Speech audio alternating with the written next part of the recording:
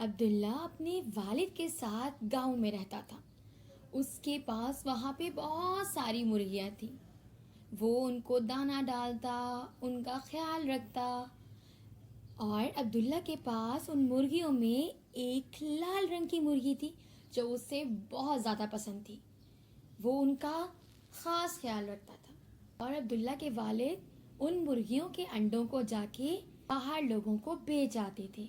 ایک دن عبداللہ والد مرغی کے انڈے بیچنے جا رہے تھے تو عبداللہ کہنے لگا، بابا آپ یہ مت بیچیں، لال مرغی کے انڈے میرے پاس رہنے دیں، میں ان کے چوزے دیکھنا چاہتا ہوں اور پھر میں ان کو اپنے پاس رکھوں گا اور بہت خیال کروں گا۔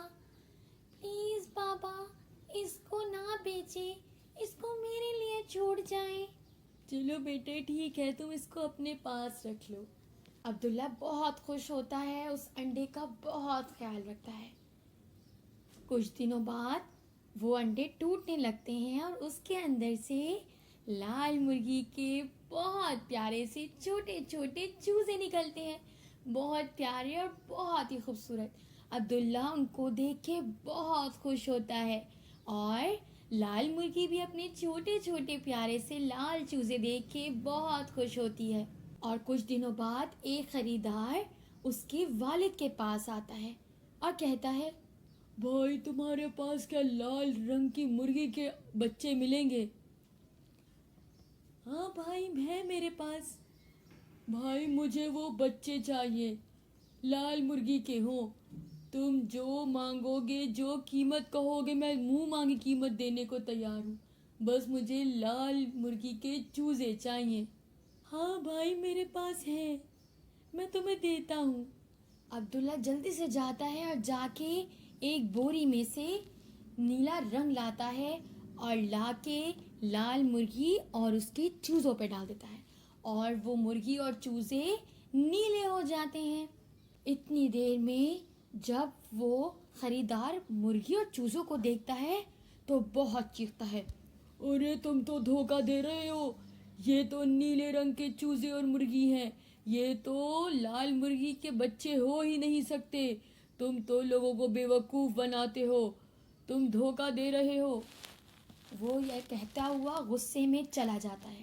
پھر عبداللہ تھوڑا شرمندہ ہوتا ہے اور اپنے والد سے اعتراف کرتا ہے اور کہتا ہے، بابا مجھ کو معاف کر دیں، یہ میں نے ہی کیا تھا ان کو نیلے رنگ کا، میں کرنا نہیں چاہتا تھا، لیکن مجھے ان چوزوں سے لگاؤ بہت ہے، میں ان سے بہت محبت کرتا ہوں، میں ان کو کسی اور کو نہیں دے سکتا تھا، اس لیے میں نے ان کو بچانے کے لیے ان کو نیلے رنگ کا کر دیا۔